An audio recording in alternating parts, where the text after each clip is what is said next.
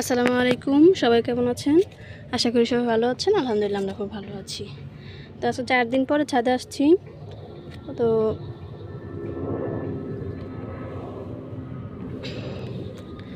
এইখানে 2টা ঢেঁড়স গাছ লাগিয়েছিলাম। একটা ঢেঁড়স গাছ মরে গেছিলো, গোড়া পচে, বৃষ্টির কারণে গোড়া পচে মারা গেছিলো। পরে যে এখানে আরেকটা ঢেঁড়স গাছ লাগিয়ে দিয়েছি। 3টা ঢেঁড়স গাছ আছে। তো এই ঢেঁড়স গাছটার মধ্যে না ফুল চলে আসছে। আর এইদিকে একটা মরিচ গাছ, তো মরিচ গাছটা শীতকালে লাগিয়েছিলাম। তো এখন এত ফুল ফল আসছে না, 2-1টা করে মরিচ ধরছে। তো গাছটাকে ভাবতেছি উঠায় ফেলবো, কিন্তু বৃষ্টির কারণে গাছটা সুন্দর সবুজ হয়ে গেছে, একবারে চকচক করতেছে। তারপরে এইদিকে আমি নতুন করে আবার এই ধুন্দুল গাছ লাগিয়েছিলাম। তো এটা আমার হাতে ভুলবশত হাত লাগিয়ে ভেঙে গেছে। আর এই জায়গায় আমি 3-4 সপ্তাহ আগে আপনার লাগিয়েছিলাম ধুন্দুল।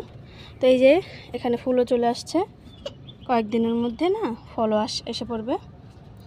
তো এটাও মাশাআল্লাহ দিলে অনেক সুন্দর বেড়ে উঠছে, দেখেন চাল পর্যন্ত বেড়ে গেছে। আর এই যে ফলের ক্রেটগুলির মধ্যে আমি লাল শাকের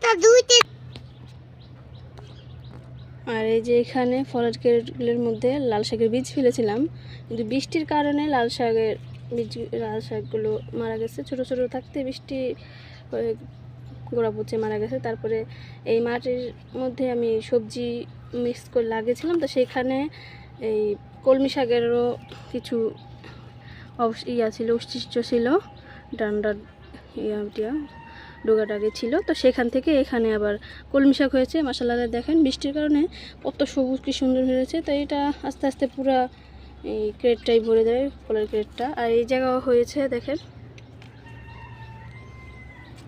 আর এইখানে আমার বড় গাছগুলি, ফলের গাছগুলি। তো এই যে পেয়ারাও দেখেন, পেয়ারা ধরতেছে। ঝড়ের কারণে অনেক পেয়ারাই ধরেছিল, ঝড়ের কারণে সব বেশিরভাগ পেয়ারা ফলগুলো পড়ে গেছে। তো বেশি নেই, খুব অল্প কয়েকটা আছে।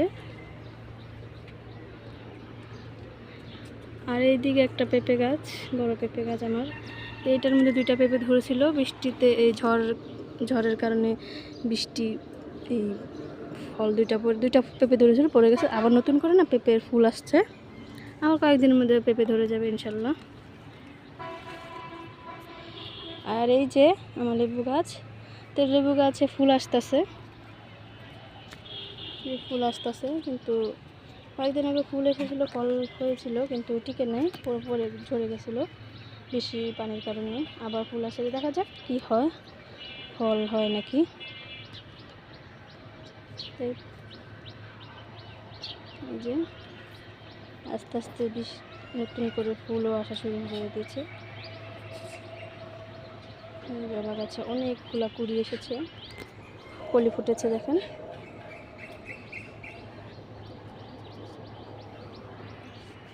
তো ভিডিওটা এই পর্যন্তই। যদি আমার ভিডিওটা ভালো লাগে একটা লাইক করবেন, আর আমার চ্যানেলটাকে সাবস্ক্রাইব করবেন। সবাই ভালো থাকবেন। আল্লাহ হাফেজ।